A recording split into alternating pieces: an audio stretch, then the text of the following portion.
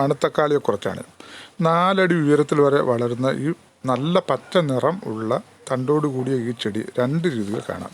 ഒന്നിന് കായ പഴുക്കുമ്പോൾ നീല കലർന്ന കടുത്ത കറുപ്പ് നിറവും മറ്റൊന്നിന് കായ പഴുക്കുമ്പോൾ ചുവന്ന നിറവും ആയിരിക്കും. നമ്മളിവിടെ പറയുന്നത് പഴുക്കുമ്പോൾ കായ കറുപ്പ് നിറം കാണുന്ന ചെടിയെ പറ്റിയാണ്. പാരമ്പര്യമായി എൻ്റെ മുത്തച്ഛനിൽ നിന്നുള്ള കേട്ടറിവാണ്. ഇത് പതിവാക്കിയാൽ ഹൃദയത്തിന് അതിബലം ഉണ്ടാകും. മഞ്ഞപ്പിത്തം വരാതിരിക്കാനും വാതം, ത്വക്ക് രോഗങ്ങൾ ഇവയും ദൂരെ നിൽക്കുമത്രേ. അതുപോലെ ക്യാൻസർ വരാതിരിക്കാൻ നല്ലതാണെന്നും പറഞ്ഞറിവുണ്ട്. ഇത് സാമ്പാറിലിട്ട് കഴിക്കാം. തക്കാളിക്ക് പകരമായി അമ്മമ്മ സാമ്പാറിൽ ഇത് ഇടുന്നത് കണ്ടിട്ടുണ്ട്.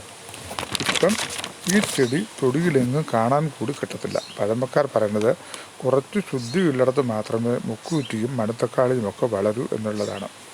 ആൾ നിസ്സാരക്കാരനല്ല. പ്രോട്ടീൻ, കൊഴുപ്പ്, ധാന്യകം, കാൽസ്യം, ദ്രാവകം, ഇരുമ്പ്, റൈബോഫ്ലേവിൻ, നിയോസിൻ, ജീവകംശി ഒക്കെ അടങ്ങിയിട്ടുണ്ട്. ഇതിൻ്റെ രസം ചവർപ്പാണ്, വീര്യം ഉഷ്ണവും. ചില സ്ഥലങ്ങളിൽ ഇതിന് മുളക് തക്കാളി, കരിന്തക്കാളി എന്ന് പറയും. തമിഴിൽ മണത്തക്കാളി എന്നും പറയും. ഇതിൻ്റെ ചുവപ്പ് നിറത്തിലുള്ള വേർഷൻ ഇതിനെപ്പറ്റി അധികം ഒന്നും അറിയില്ല. കാര്യം ചുവപ്പ് നിറത്തിലുള്ള മണത്തക്കാളി കഴിക്കാൻ വിലക്കുണ്ടായിരുന്നു. എൻ്റെ അമ്മമ്മയൊക്കെ അത് ആ ചെടിയുടെ അടുത്തേക്ക് പോകുന്നവർ പോലും വിലക്കിയിരുന്നു. അതിൻ്റെ തിന്നടുത്ത് അത് വിഷമുള്ളതാണ് എന്നൊക്കെ പറഞ്ഞ് ഭയപ്പെടുത്തിയിരുന്നു. എന്തൊക്കെയായാലും അതിനെപ്പറ്റി എനിക്കും വലിയ അറിവൊന്നുമില്ല.